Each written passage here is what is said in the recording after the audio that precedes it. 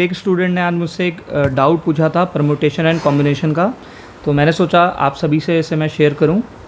Question है, in how many ways can 7 friends be seated in a row having 35 seats such that no 2 friends occupy adjacent seats.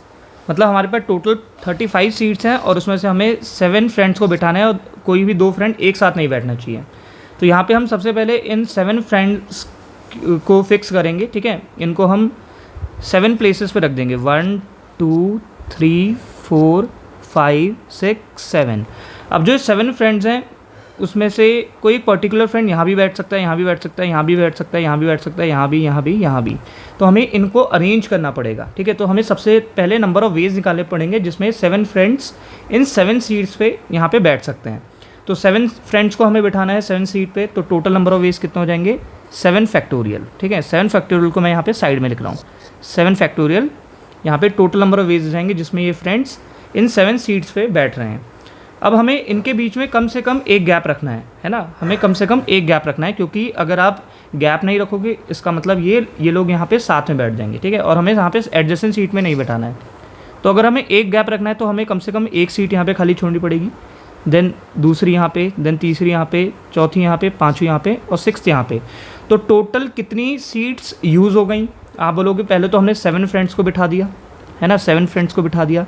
Then उसके बाद हमने 6 gaps को fix कर दिया, मतलब टोटल यहाँ पे 13 सीट्स हमारी यूज़ हो गई हैं।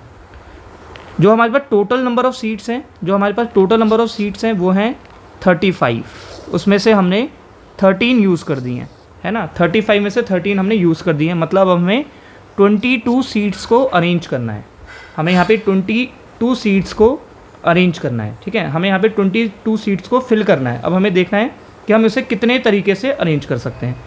तो यहाँ पे मैं स्टार एंड बार्स मेथड का यूज़ करूँगा। अगर आपको स्टार्स एंड बार मेथड नहीं आता है तो आप वीडियो की जो डिस्क्रिप्शन लिंक है उसमें जाके इस मेथड को सीख सकते हैं। तो यहाँ पे जो 22 सीट्स हैं उसको हमें अरेंज करना है। तो ये कहाँ कहाँ पे आ सकती हैं, ये 22 सीट्स, एक सीट इधर आ सकती है ना, क्योंकि इनको हम कहीं भी रख सकते हैं।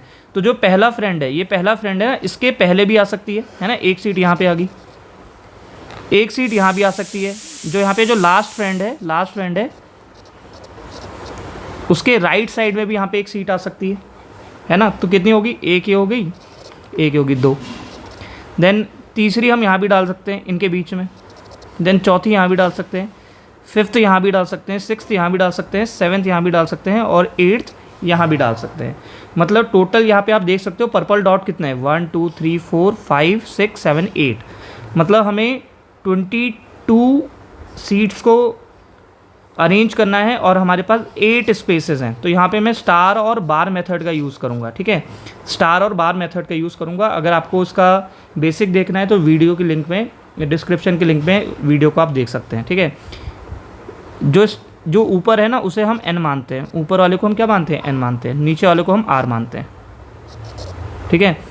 तो अगर हम इसको आगे फर्दर सॉल्व करें तो ये बनेगा n + r -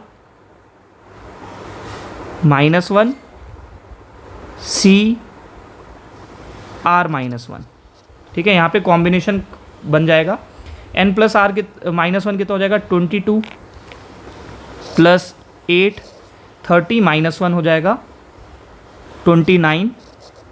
देन c मतलब कॉम्बिनेशन वाला कंसेप्ट। देन r की वैल्यू में पता है 8 - 1 कितना हो जाएगा, 7। सो 29c7 का फॉर्मूला आपको पता है, NCR का हमें फॉर्मूला पता है कॉम्बिनेशन का। NCR कितना होता है, n factorial upon r factorial into n minus r factorial, ठीक है।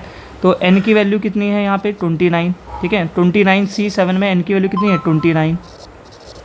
29 factorial upon 7 factorial into 29 minus 7 22 factorial, ठीक है। तो यहाँ पे हमने कॉम्बिनेशन का यूज़ करा, मतलब हम इस तरीके से यहाँ पे 22 सीट्स को अरेंज कर सकते हैं, ठीक है। और इसके साथ साथ हमारे पास यहाँ पे जो फ्रेंड्स हैं उनको अरेंज करने के तरीके कितने हैं, 7 फैक्टोरियल। तो दोनों को हमें मल्टीप्लाई करना पड़ेगा, दोनों को मल्टीप्लाई करते हैं तो 7 फैक्टोरियल से 7 फैक्टोरियल कैंसिल हो जाएगा, हमारे पास बचेगा 29 फैक्टोरियल अपॉन 22 फैक्टोरियल। अब आप देख सकते हो 29 फैक्टोरियल अपॉन 22 फैक्टोरियल को हम कैसे लिखेंगे, हम लिखेंगे 29 फैक्टोरियल अपॉन 29 फैक्टोरियल, या फिर 29 फैक्टोरियल अपॉन 29 माइनस 7 फैक्टोरियल। ठीक है, तो यहाँ पे आप परम्यूटेशन का कॉन्सेप्ट लगा सकते हैं। This will be 29p7। ठीक है, तो ये इसका करेक्ट आंसर होगा।